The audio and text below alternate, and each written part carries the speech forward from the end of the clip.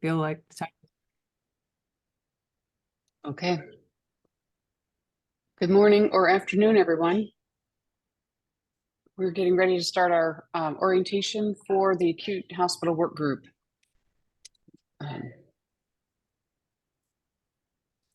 There we go, my agenda. The agenda today we'll do some introductions, a brief history of the National Trauma Research Repository, overview of the current NTRR to FITBIR IS project, and discussion of the workgroup objectives and workflow, presentation of the acute hospitalized reference studies and element sources, timeline, and discuss the standing meeting details.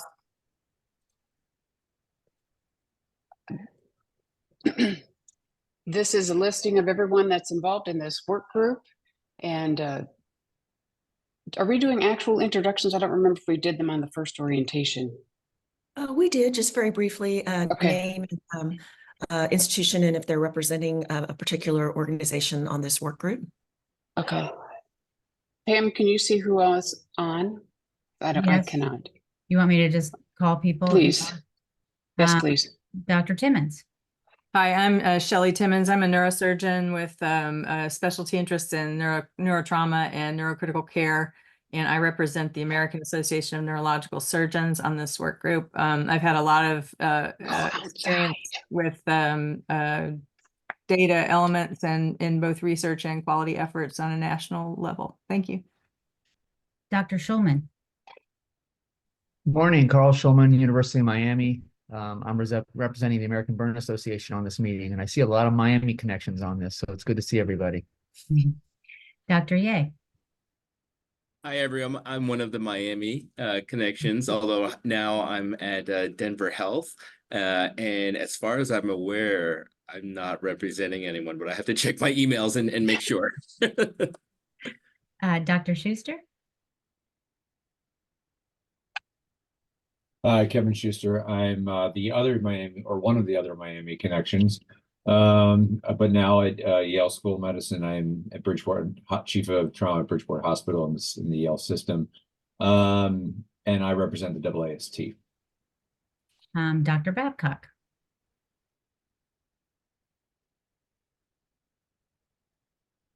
Hi, I'm Deb Babcock. I am not in Miami, but I really wish I was right now.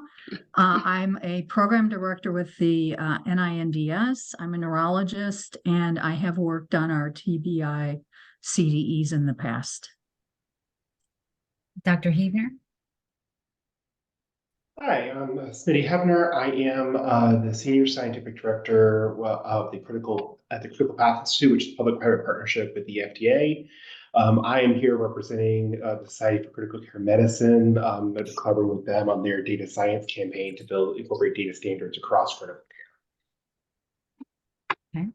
I do not see Dr. Chovans. Dr. Cordero Romero. Hi, my name is Maria Cordero Romero. I am not a doctor yet. I am currently a PhD student at Clemson University in the Applied Health and Research Evaluation Program. I do have a background in neuroscience from my previous studies, and I worked as a research coordinator at one of our local hospitals here for a few years. I'm really excited to be here. I'm a believer in data integration, so I look forward to working with everyone. Great. I don't see Dr. Cole or Dr. Bradley. Dr. Gelbart. Rondi Gelbard. Sorry, I'll put myself on video, but I'm like walking to my office from the ICU. I'm a trauma and acute care surgeon at the University of Alabama at Birmingham. I don't think I'm representing anybody. I was asked to participate in this as either on, I think probably on behalf of AAST with some of the work that I do on the critical care committee. Okay. Dr. Sams let us know she'd be coming on late, so she's not here yet. Dr. Mandel, I do not see. And finally, Dr. Volk. Good afternoon. I'm Olga Volk. I'm a data dictionary curator for FITBIR and for other BRICS instances. So here I am representing FITBIR informatics system, and I'm happy to answer all questions regarding creating data elements. Thank you. Excellent. And the rest of us, just for your information, Lizette Villarreal, Ashley Moreno, myself, Michelle Price, and Monica are all with Center, and we're here to support you. Okay, we're going to briefly go over the history of NTRR and how did we get here.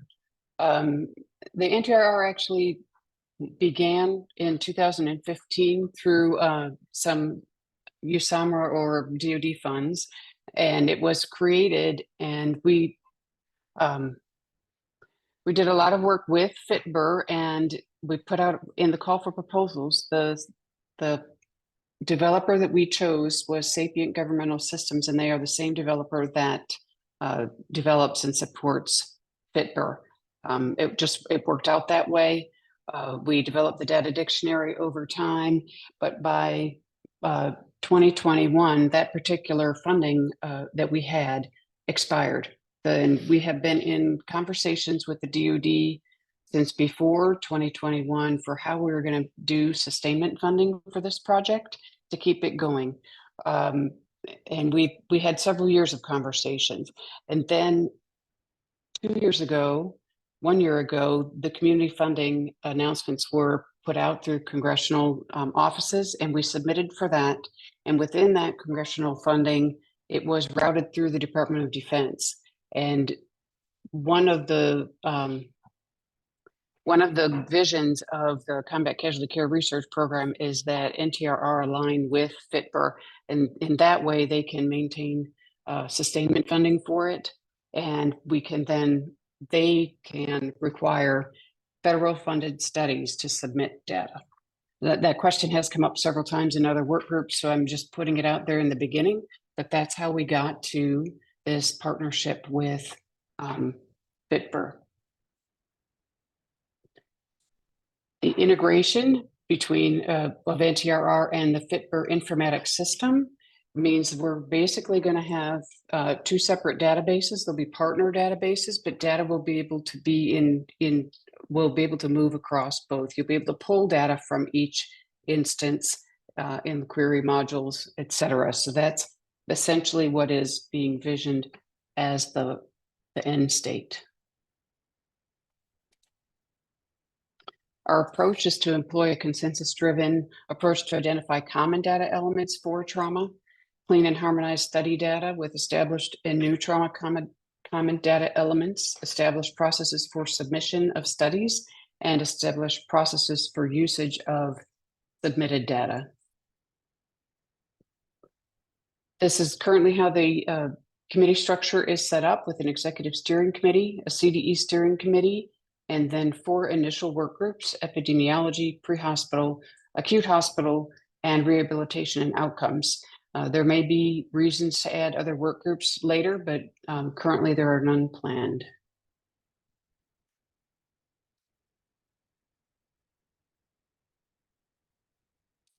A review of some CDE terminology. Core CDEs are common data elements that collect essential information applicable to all studies and would then be required. That group of core CDEs is being reviewed and analyzed through the epidemiology work group. Our task is to identify basic CDEs, which would be common data elements that collect essential information applicable to subjects that would be coming through an acute hospitalized therapeutic area. These basic common data elements would then be recommended to be collected on studies in this therapeutic environment.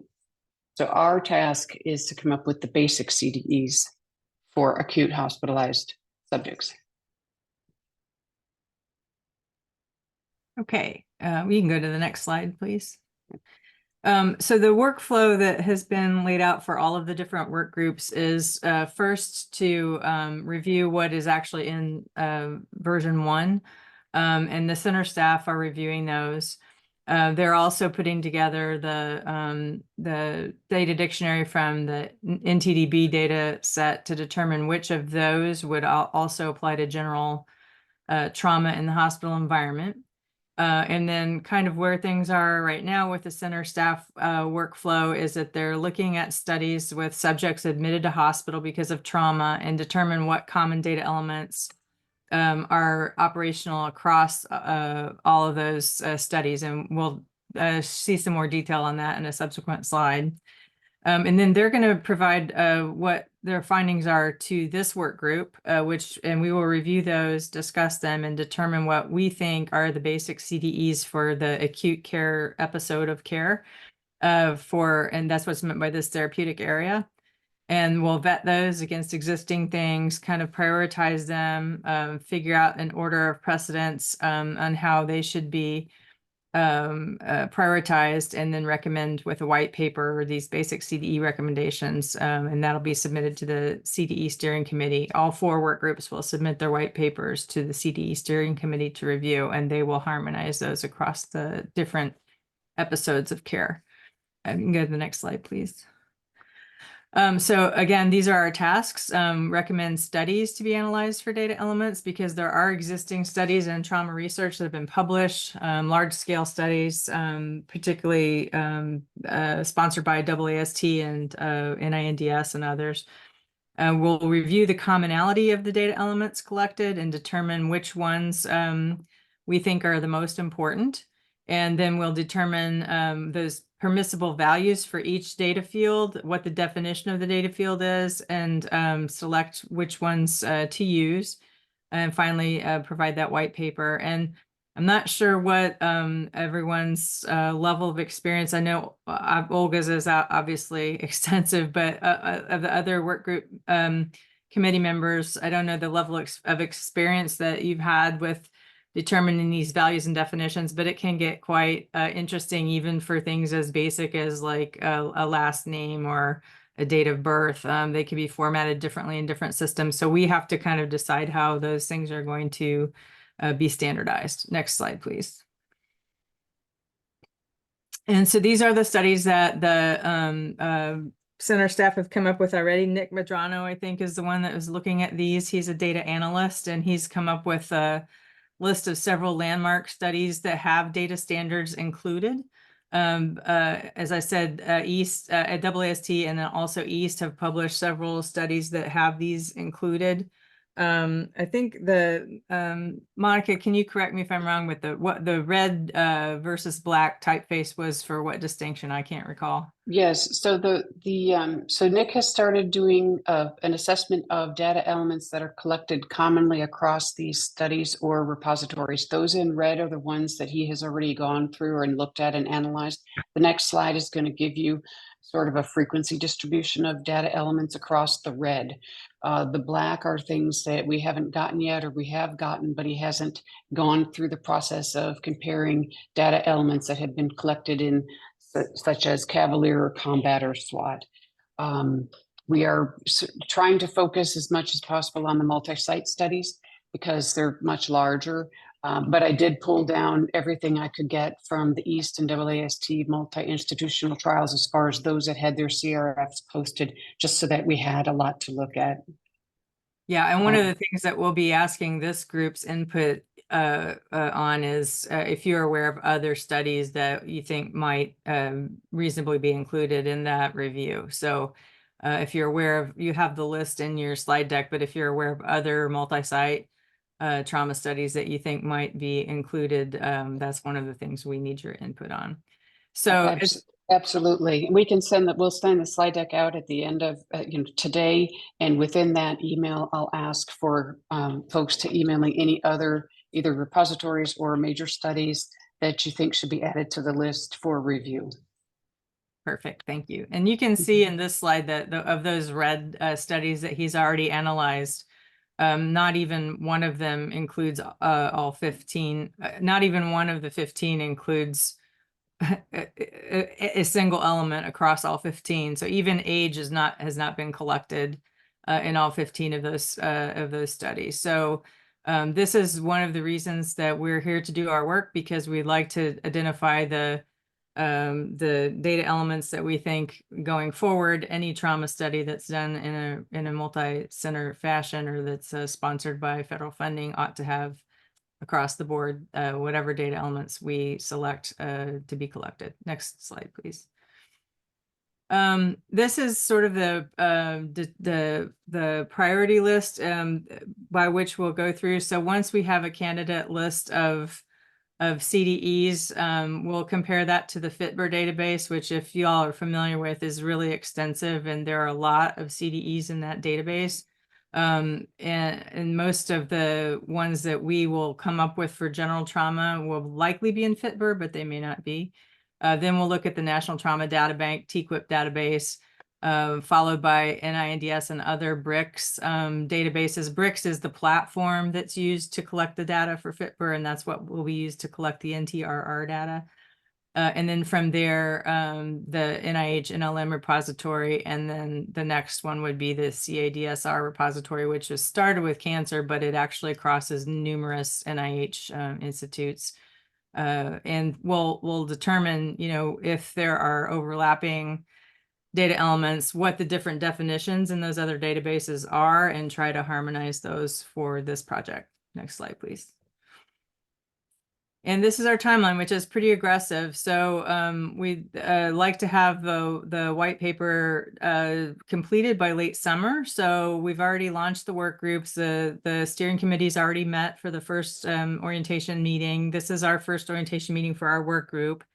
And then we will meet in February in person to decide which of those data elements that will be presented to us by the center staff will be our recommendations. And in the meanwhile, they're again looking at all these studies, and we'll seek that feedback from you all on additional studies that you think we might need to look at. Then we'll determine the definitions, the values that are permissible. We don't want somebody to be aged 1032, for example. That wouldn't be allowed. So those are the types of things we have to figure out. And then we will import test study data into the FITBIR staging site to identify if there are any data entry errors or problems by the summer. And then finally submit that white paper. Next slide, please.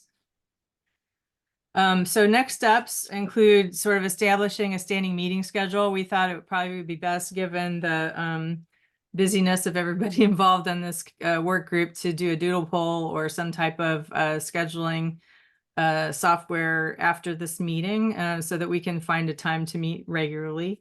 Again, additional data repositories or studies that y'all are aware of, we'll want your feedback on, and then input on the data element list, and then finally report those for inclusion across all of the different work groups. Next, I think that might be the last slide. I don't know. It is. It is. So I'll leave that up to maybe Monica. Do you want to have some follow-up remarks to mine, and then we can open it up for discussion? Yes, I think so. It is a very aggressive timeline. We certainly recognize that. So it will be critical to try to hone in on a day and time for follow-up meetings as quickly as possible. Center will do a lot of the legwork and really present the material to the committee members for discussion and decision. The sooner that we can identify any studies that need to be reviewed that are not currently on our list, that would be very helpful. So when I send this out this afternoon, I'll be asking for a return of those suggestions within the next week, ideally. The February face-to-face meeting is for the CDE steering committee, and the primary focus of that meeting is the core CDEs. Your work for the basic CDEs for this therapeutic area will be conducted virtually each month. So thank you. I erred in my characterization of that. Thanks for that. Yeah, I just wanted to make sure people didn't go, oh my gosh, I'm supposed to travel, and and I think that's it. And let's open it up to questions.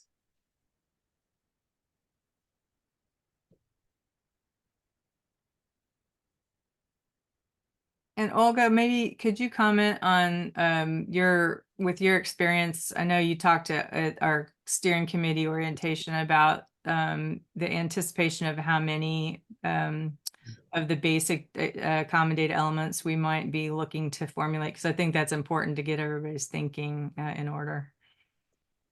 Well, from my experience for this first round, I would not recommend having more than 20 basic data elements.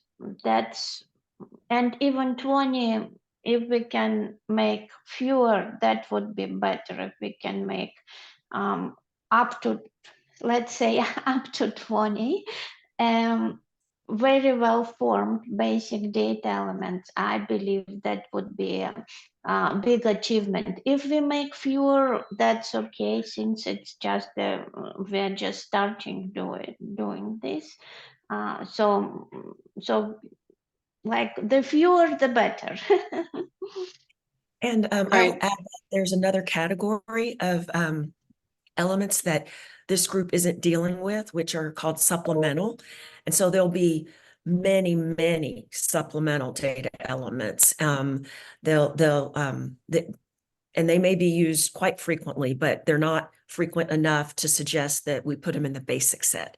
So, this is meant to be like the things that most studies in an acute hospital setting would want to collect.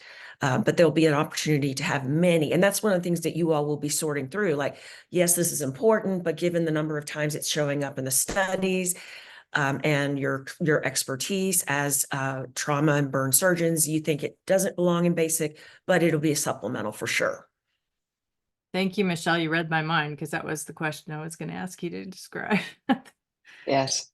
Yeah. And I think to add more to that is that when you think about the basic elements that would be recommended to be collected on every single subject in every single study across the huge scope of trauma, that is going to make a small list. It just is. And all of the rest of the data elements that we've had conversations about, what about the liver laceration? What about the this? What about the that? Those will be supplemental. And I can see future work really honing in on maybe not study specific, but study area specific. So maybe resuscitation studies should have this core set. I'm using the word core, but should have a small set unto themselves so that every resuscitation study has a set. And I think that there are people out there working on that. SCCM is working on critical care. I think East is working on some others. Those are extremely valuable, but they are not germane to this scope. They are more follow-on work or work that will be incorporated that other people are doing. So just to sort of set the stage so we don't get sort of confused about the expanse of the work and what we're trying to get done in this first round. And it's key to remember this is the first round of work. The other thing that will be happening when we have the in-person meeting of the CDE steering committee, of which some of you are members also, is that they'll be honing down on the core that it will be recommended for every single trauma study that is going into the repository. So that's going to be a very small group as well. When they have that discussion, it's very likely that they will say, this is very important. We think it should be basic, and we would like to refer that to the acute hospitalization committee to consider, or we would like to refer that to the epidemiology committee to consider, and how which version of that variable, do they agree it should be one of their basics? And if so, should we use the NTDB version or the FITBIR version or some other version, and why? What attributes are important? What are those differences? So there'll be some give and take between what the steering committee is doing and the work groups, and then also across work groups. We have a staff member assigned to each work group, a different staff member, and we will communicate to make sure that if you all are looking at a particular variable, maybe EPI doesn't need to look at it. And so we'll try to reduce redundancies and keep that communication across all 4 working groups.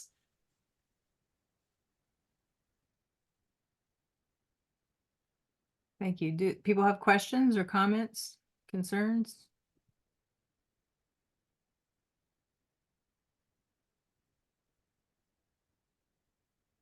Everybody's ready to roll up their sleeves and get going, I guess.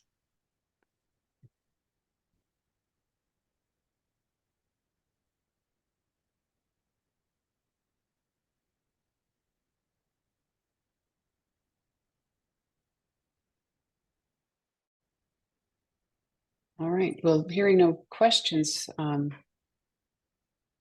we can, and no further discussion, we can adjourn for the day. All right, so that email will come out from Monica. If people can think about additional studies to include, that would be great. And then we'll be back in touch about scheduling as well. So thank you all very much for attending. Appreciate you. It looks like Dr. Yeh has his hand Dr. up. Yeh. Got a question? Start real question. Are you able to share these slides with us? There's a lot of information that I wanted to read in closer detail. I don't know if this is like confidential stuff or if you can share it. We can absolutely share it, and I will send it this afternoon. Wonderful. Thank you. All right, thanks everybody. Have a good day.